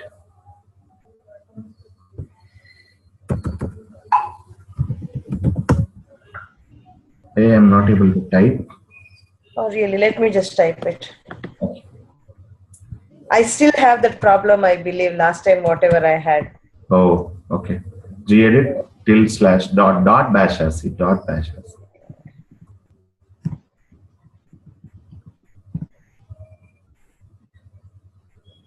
Okay.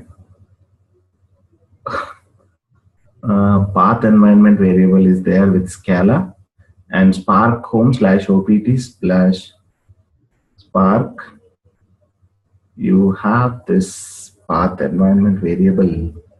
So $path / OPT / bin. You should have sbin also added there. So that's why I wanted you to look at yeah. slides. Because for me, until Monday evening, I can't do this. So I just want bin and sbin, both are bin and sbin. You have to colon, add the bin as well. Colon. After that, after slash, put a colon. No, here. Oh, okay. Okay, go ahead. You added both of them. Okay, fine. Yeah, you added it as 2 entries. I got it. Yeah, because it's readable. Okay, no problem. Now print echo your $path from your terminal. Close this file. File, save. Yep.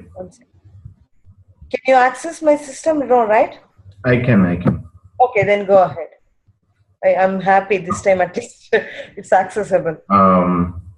So now thing is echo. I'm not able to type on you. Okay, I do it.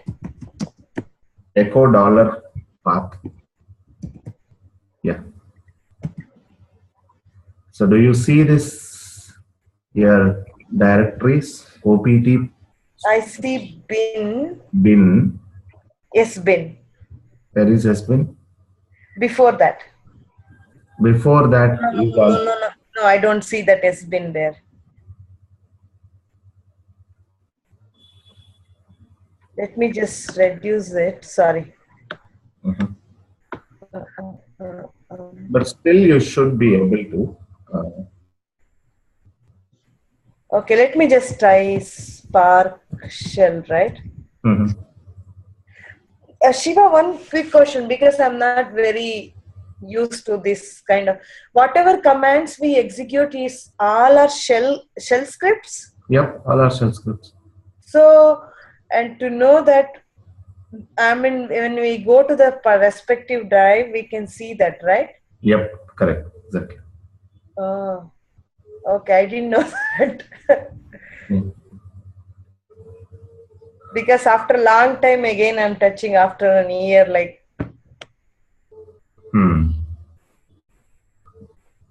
Unix, I didn't explore much. Yeah, even with bin, you should be able to get it. But, let me see. Yeah, inside bin only you'll have the spark-shell. Let's see, but anyway, we closed this, right? We didn't use this. So, what is the source? Yeah, we didn't close the terminal first thing after making. I closed. Oh, okay. Yeah, can you close it? No. Okay, sure.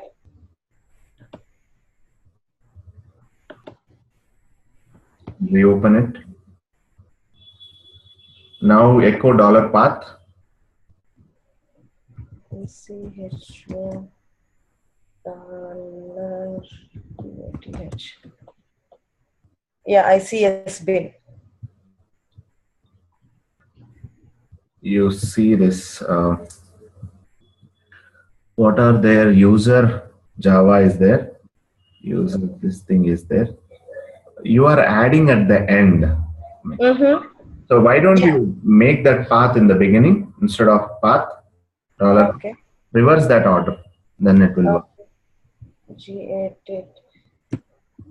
So what will happen is by default, no, dot, tilde slash dot, no, tilde Yeah. dot. So change the order. The order matters here. So if it is not able to find the Spark shell command in the bin or has been the system folders, then only it will come to our folder. Okay. No, order in the sense, no. Put it there. Change the order of, one second. $path, put it at the end in both the commands. Okay.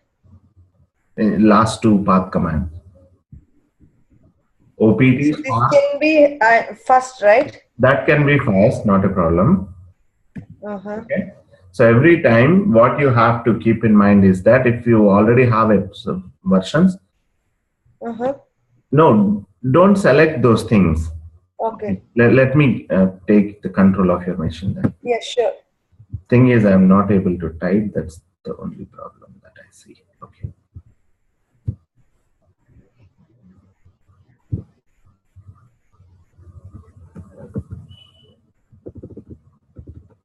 So what I am telling is, Okay. We need to include $part to the end of the. yep. So then first it will search in the directories that we specify. Then it will go to the $path. If it is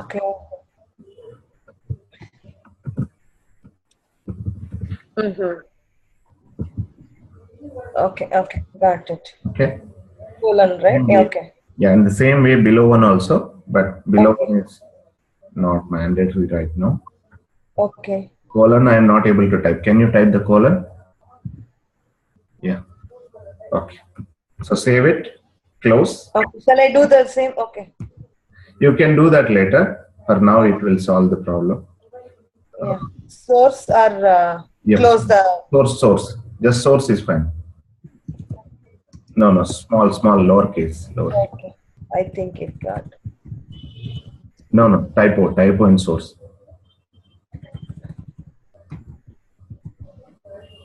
Space tilde slash dot bash rc. Yep. Enter. Now Spark -shell. It should load the latest one now. Let's see. If not, I'll include that to the end and then. It loaded. Yeah, because you said this, right? Default 11 is 1. Okay. Thanks, Shiva. Okay. And this one, I should for the Yasmin? Eclipse, I just have to download and in a different location. That's it. You can have 2 copies on the same machine, not a problem. Okay. Thank you very much, Shiva. Yeah. Thank you. Thank you, guys. Thank you very much. Let's meet on the next Friday. Okay. Bye-bye.